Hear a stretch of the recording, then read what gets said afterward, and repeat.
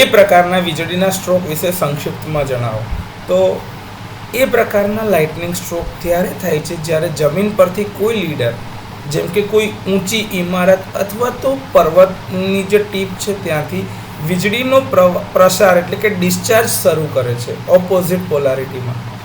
Charge થયેલા વાદળોને કારણે ઊંચી ઇમારતોની ટોચ ઉપર, જે તમે આ જોઈ શકો છો, આ ઊંચી ઇમારતની ટોચ ઉપર વિરુદ્ધ પોલારિટીના ચાર્જ પ્રેરિત થાય છે. આકૃતિમાં જો તમે જોતા હોય તો પોઝિટિવ ચાર્જ ક્લાઉડ છે અને આ જે ટીપ એટલે કે આ જે ટોચનો ભાગ છે ને ઊંચી બિલ્ડિંગનો, એના ઉપર નેગેટિવ ચાર્જ ઇન્ડ્યુસ થયેલો છે એટલે કે એ પોલારિટીનો ચાર્જ પ્રેરિત થયેલો છે.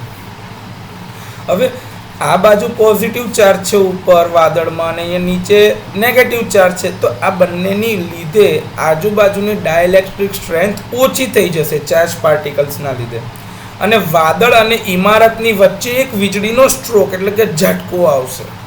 એ સામાન્ય રીતે ટાવર, ગગનચુંબી ઇમારતો અથવા તો વિન્ડ ટર્બાઇન જેવા ઊંચા સ્ટ્રક્ચર સાથે સંકળાયેલું છે કે જે જમીન, જો તમારી આ અર્થ અહીંયા છે અને એનાથી ઘણું ઉપર છે, તો એવા સ્ટ્રક્ચર અથવા તો એવી ઇમારતો સાથે સંકળાયેલું છે.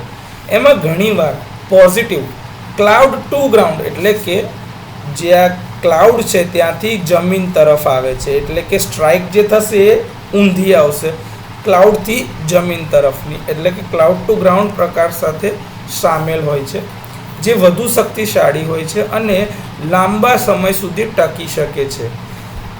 એવા લાઇટનિંગ સ્ટ્રોક કરતાં વધારે લાંબો ટાઈમ ટકે કે જે ડાયરેક્ટ જમીન પર આવતા, કેમ કે જે ડાયરેક્ટ જમીન પર આવશે સીધા અર્થ થઈ જશે, તો એ પાછા બેક થવાના ચાન્સ ઓછા છે.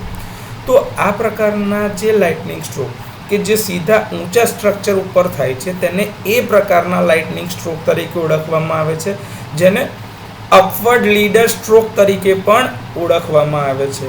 તો આ રીતે એ પ્રકારના વીજળીના ઝટકા ઊંચા ઇમારતો પર લાગે.